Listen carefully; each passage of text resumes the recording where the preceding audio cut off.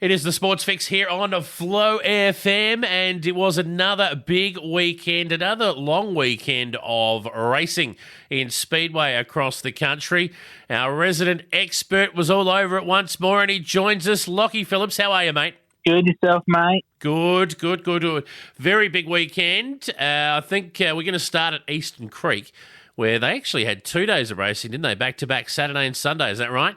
Yeah, 2-night show at the brand new Eastern Creek Speedway. So tuned in a little bit and watched. They had some previews after the meeting of the A mains, and tuned in and watched. And yeah, it was a packed out show for night 2 at that was Sunday at Eastern Creek. So lovely to see that venue getting used really well. All right. Well, we did have racing there at Eastern Creek Saturday, Sunday. We'll just keep that one up our sleeve for now because there was some other racing on Saturday as well. And I think what we might do is go to Avalon first. They had some racing there just on the Saturday. So we'll go through the results at Avalon, and then we'll come back to Eastern Creek. So what happened at Avalon, mate? That was the C&H Trucking Limited Sprint Car Series, round 6. So just the limited sprint cars. Yep. And that was won by Michael Tancredi in the V29. So getting a win late in the season, Michael Tancredi. Next was Matthew Reid in the V92 and Brett Smith in the V39. So well done to those guys. Absolutely. Names we haven't heard much from through the season so far, although Tancredi's always there and thereabouts, isn't he? Yes, definitely. Let's head now to Eastern Creek. This was where the big guns came out to play Saturday and Sunday. When you see the A1 driving around, you know that it's certainly the big time. And, he was pretty prominent on both days of racing there at Eastern Creek, wasn't he? Yes, definitely unstoppable is Jamie Veal right at the moment.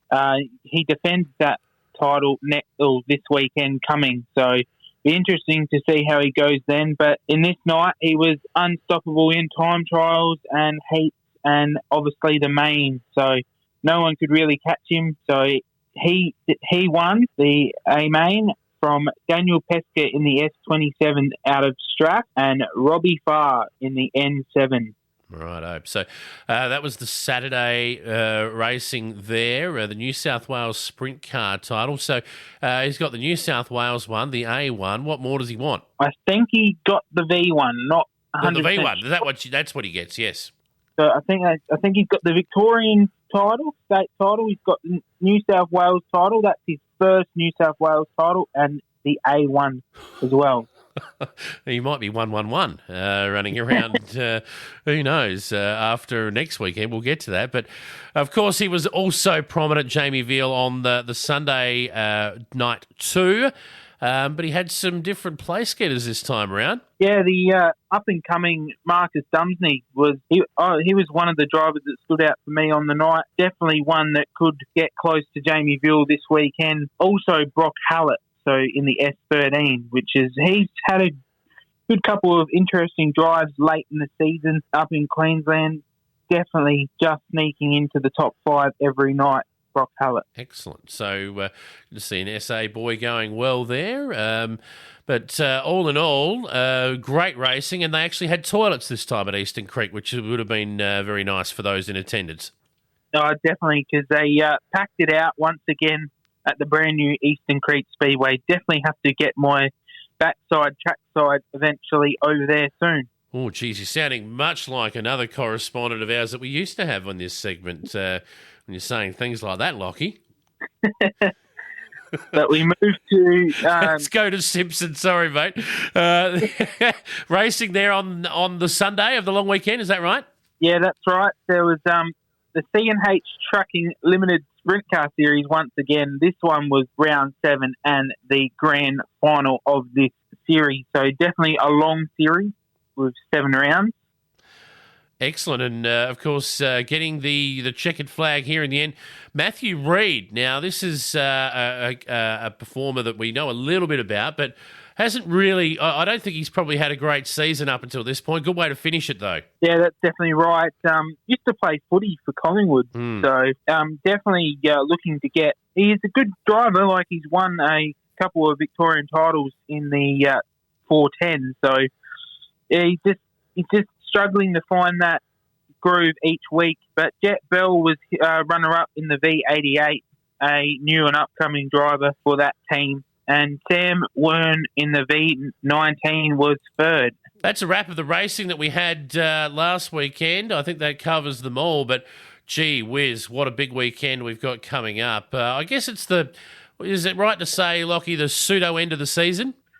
That's about right.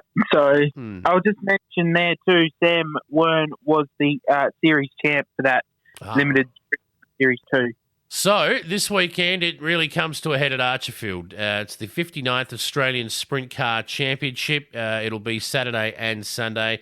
And of course that man in the A1 will be there to defend his title after wearing the A1 for 2 years due to, no Australian titles. The dreaded spicy cough has put it off a couple of times, hasn't it? Yeah, it was supposed to be at Perth a couple of years ago and then got pushed back a year, and then obviously last year it got pushed back again, and then this year they were gonna have it over in Perth again, but it got pushed back due to not COVID but border related issues. They could have it with the Western Australian drivers, but it wasn't fair that Jamie Veal or any other people from the eastern states could come over and have a crack at it. So fair enough too. So we will get to see Jamie Veal, but look, this is an all-star cast, as you would expect for your Australian sprint car titles. Up at Archerfield, they'll be coming from far and wide.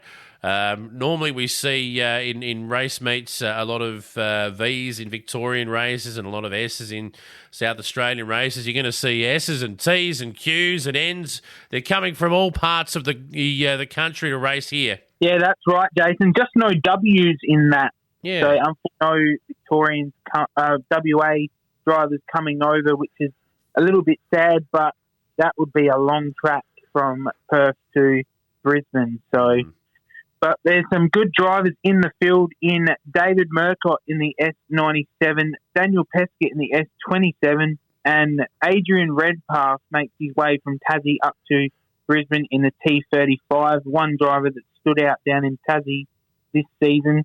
And Aaron Kelly in the Q7. Ian Madsen will head up there as well. Jamie Bricknell in the T55 will also go up there from Tassie. That A1 again, Jamie Veal will be up there. Jock Goodyear, this is another driver that I reckon will be up there. He's done well at Archerfield this season. So has our man, Lachie McHugh. He would be another favourite. Luke Oldfield is another driver that will be up there, and Matt Eagle will make his way up there. Yes, our SA boy, mate, a man you know well. Yeah, won the Chariots of Thunder series last year, so he's definitely one that will be pushing him. So Robbie Farr will be up there. So he's won the New South Wales title 3 times in a row, so definitely looking to change that to an Australian title. I know he has won one, so up at Archfield looking to get another one. Stephen Lyons is back in the Q83, so he's the last man to win a feature there a couple of weeks ago. So he's definitely looking to be up there on the top step. And the Dumsney brothers in Marcus and Matt will be up there as well. So like I said before, Marcus, one of the drivers I reckon that will be henching on Veal's back bumper to try and claim an A1 off of Veal. It's hard to believe that some of those drivers you've just listed there aren't going to make the top 10. They can't all make the top 10. It is an all-star cast, and there'll be people live at trackside, as you would expect there at Archerfield. They'll pack the joint out, but there'll be people tuning in across the country as well. I think there's a way you can do it. Have you got a link up on your Facebook page to that? I think it is on the speedwayaustralia.tv Facebook page. Right. So not play per view, but definitely will be live streaming on there this weekend. I think you can jump on there for about $30 and watch the night proceedings. Excellent. No, that's the way to watch it. Looking forward to it. Before we let you go too, obviously we'll come back and we'll wrap that up and we'll talk more about this event coming up in August then. But just for racing fans out there, the Chariots of Thunder is coming up in August, isn't it? Yeah, the big Chariots of Thunder series is back once again. Hopefully this year I'll be able to get back up there. Of course, it's up north, 19th, 20th, 26th and 27th of August. You'll be up there in, lovely tropical conditions, I guess. T-shirt, sort and thongs, I'm hoping. So, last year we didn't get up there because of a little bit of a lockdown situation that happened in Darwin. So, unfortunately, we were going to fly out, and then, Mum's like, nah, we better not, or I'll have to come home and then be locked down myself. So it just didn't work out. But Chariots of Thunder coming up. We're going to talk more about that next week. Obviously, we'll have the results of the 59th Australian Sprint Car Championships to wrap up as well. Lachie, enjoy them, mate. We'll catch up with you again next week, all right? Thanks, Jay. Thanks, everyone.